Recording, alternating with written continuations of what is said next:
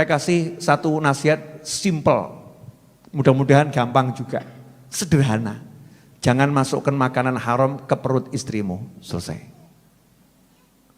Pastikan semua yang masuk mulut istrimu halal. Tidak ada yang tengah-tengah, syubhat-syubhat minggir. Halal, betul-betul halal. Kalau yang masuk ke perut istrimu halal, insya Allah anakmu soleh dan solehah. Selesai. Kullu lahmin nabata minal haram fannaru aula bih. Semua daging yang tumbuh dari haram lebih layak disantap api neraka. Itu diantara maknanya, kalau kita masuk makanan haram ke tubuh kita, otomatis tubuh kita akan bergerak ke neraka. Susah diajak taat, maunya maksiat. Naudzubillah min dzalik. Itu otomatis. Enggak bisa dicegah, itu mesin otomatis. Nah, terus cara mencegahnya bagaimana? Ya istighfar, tobat. Istighfar yang banyak, tobat yang banyak, biar pengaruhnya rodok ini istilahnya ditawarkan. Kalau racun ada penawarnya, dengan penyesalan, dengan tobat, ya Allah itu. Ini kalau sekarang yang masuk haram, bahkan orang tua prinsipnya haram didik gak apa-apa, ya penting urip, haram sedikit gak apa-apa, yang penting hidup. Balikan prinsipmu, mati gak apa-apa, yang penting gak kemasukan haram. Itu akan lebih indah, wangel lebih pancen. Punya prinsip begitu memang susah, tapi kan minimal prinsip di mulut, siapa tahu nanti sampai ke dalam hati. Kalau tidak kita mulai dari mulut dulu, nggak akan pernah sampai ke hati. Pokoknya saya mau cari yang halal, dipecat dari perusahaan nggak jadi masalah, hidup miskin nggak jadi masalah, barang miskin tenan masalah. Setelah dipecat akhirnya masalah. Wah, ini gara-gara saya dengarkan nasihatnya Habib Novel, hidup saya susah sekarang. Saya keluar dari kantor ini. Padahal dia dengarkannya nggak sampai selesai, ya. Nah, urung kuat, ya awakmu pegel ngati sih, gitu kan ya. Hati nggak suka dulu, nanti ya susun strategi, mulai usaha yang halal, sampai bisa meninggalkan semua yang haram. Ya ada prosesnya, prosesnya. Nggak boleh kemasukan yang haram, mulutnya istri. Dikatakan ada seorang ulama, jenengan percaya boleh, nggak percaya boleh. Kalau saya percaya, karena ini ilmunya ulama. Ada seorang ulama itu, Masya Allah, kitab tuh dihafal. Bukan seperti saya dibaca, ini kitab dihafal. Kalau kita ini udah baca aja masih keliru. Ini dihafal. Tapi ada kalanya, ulama tersebut ketika ditanya sesuatu, ada kalanya sempat berhenti sebentar, hafalannya hilang semua. Blank. Setelah itu balik lagi. Akhirnya ditanya sama teman-temannya. Kami perhatikan engkau ini terkadang blank, kehilangan seperti ada di mana gitu, enggak langsung jawab, seperti orang yang hilang sesuatu itu. Ada apa? Maka dijawab, iya, ibu saya dan ayah saya menceritakan tentang saya di masa kecil. Saya di masa kecil. Orang tua saya itu, ayah saya melarang ibu saya menyerahkan saya ke pembantu, enggak boleh. Jadi harus betul-betul dipegang oleh ibu saya. Tidak boleh dikasih makan kecuali oleh ibu saya. Tidak boleh dikasih minum kecuali oleh ibu saya. Nah, suatu hari ibu saya itu lengah karena ngurusin masakan atau apa.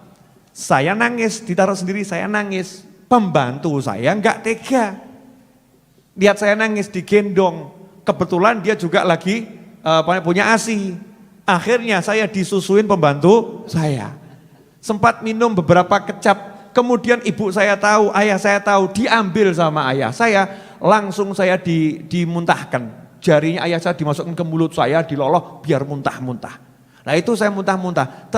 Ternyata bagian dari air susu itu sudah ada terlanjur nyampur sama tubuh saya. Nah, saya yang blank-blank itu gara-gara pengaruh air susu pembantu saya, yang pembantu saya makanannya enggak jelas.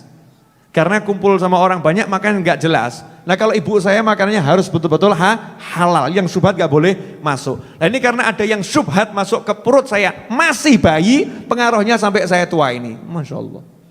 Jadi kalau jenengan nggak apal ke wajar. Beb, saya kok ngapalkan kok susah ya, Beb, wajar, sudah toh ya. Kita ini blokos, kakek haram gitu aja. Kalau kita ini sudah kebanyakan haram, semoga ya Beb gak ada yang haram, ngaku wes lah kakek haram. Kita ini kebanyakan haram, makanya istighfarnya yang Banyak. Nanti kalau kita menghibur diri, nggak ada yang haram, nggak ada yang haram, tambah ngerti-ngertiin rokok kan, auzubillah min dzalik. Lebih baik sadar diri, banyak yang haram masuk. Makanya istighfar yang banyak. Satu hari istighfar minimal 100 atau 1000 ya. Diperbanyak istighfarnya. Biar apa? Sadar diri mas, wawahe dhewe kakean haram, masuk gak tau istighfar sing akeh. Minimal ono penawari. Minimal ono penawari. Sadar diri. Ini pengaruh makanan haram masuk ke perut anak seperti itu. Makanya jadi orang tua hati-hati. Gak ada kalimatnya itu tolabur rezeki itu gak ada. Tolabul halal. Mencari yang halal. Bukan mencari rezeki. Cari yang halal. Kalau gak halal gak usah dicari.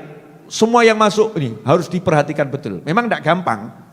Mudah tapi gak gampang. Butuh kesungguhan untuk neliti. Ibu diajak suami ke rumah makan, aromanya sungguh sedap, restorannya indah, makanannya enak, penyajiannya oke, langsung masuk atau nanya dulu? Ibu, di dalam yang makan pada kerudungan semua, yang juali pakai kopiah, lah koki. Loh koki kan pakai kopiah juga kan ya, kopiah koki gitu loh ya. Ibu kira-kira langsung masuk atau nanya? Jujur bu, masuk. Terus kalau bapak ngomong sama ibu, kira-kira halal gak ya? Ibu kira-kira gimana jawabannya? Insya Allah halal. Gitu ya bu? Insya Allah halal. Insya Allah halal. Ada enggak upaya untuk ngecek? Nanya ke dapur. Berani enggak nanya sama dapur? Itu hak konsumen loh. Hak konsumen yang tinggal di negara kesatuan Republik Indonesia untuk nanya sama koki.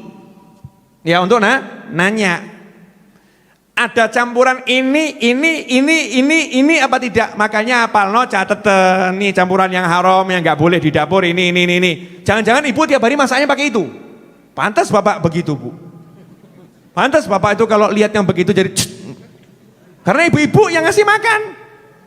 Makanannya membuat bapak matanya begini. Ada enggak? Bu, ibu, jangan-jangan ibu belanjanya juga enggak mikir halal haram itu. Ketika beli ayam tuh belinya di tempat orang yang nyembelihnya bener atau enggak bener itu. Atau asal ketoi pite ayu gitu. Yang mana? Nah ini penting sekali masalah halal haram makanan masuk, minuman masuk ke perut betul-betul harus difikirkan karena ini urusan untuk tubuh kita dan anak keturunan kita. Jelas ibu-ibu? Kenapa saya teriaknya ke ibu-ibu?